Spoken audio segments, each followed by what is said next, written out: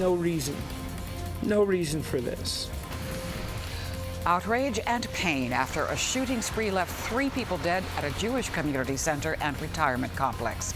Tonight, police are describing those attacks as a hate crime carried out by a white supremacist. New at 6 this evening, we're learning that shooting in Kansas is causing the Jewish community in our area to make some changes heading into Passover. Scott Thuman is in our newsroom to explain tonight. Scott? Leon, Maureen, a physician, a freshman in high school, and an occupational therapist. They are the victims of this horrific act. One authorities are now calling a hate crime, as you mentioned, and the violence actually having a nationwide effect on the first night of the Jewish festival of Passover. At the Jewish Community Center of Northern Virginia today, stepped up security, a careful eye on who comes and goes, the precautions an unfortunate necessity. As many times as it happens, it just always feels like, why?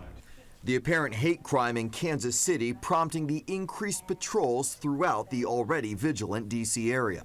Yes, we ask individuals to remain conscious of things around them. The See Something, Say Something campaign, we take that seriously too. But the goal is that our institutions are keeping us safe so that people can go about their daily lives. Exactly what the victims in Missouri were doing. A woman visiting her mother at a Jewish retirement complex. Earlier, a boy and his grandfather at a nearby Jewish community center so the 14-year-old could try out in a singing contest. None of them, by the way, were Jewish. And then if they were going to give him a chance to sing again, he was going to sing, "You Will Miss Me When I'm Gone." That idiot absolutely knocked a family to its knees for no reason. He's referring to suspect Frazier Glenn Cross, also known as Glenn Miller, described as a hardcore anti-Semite and former Grand Dragon in the KKK.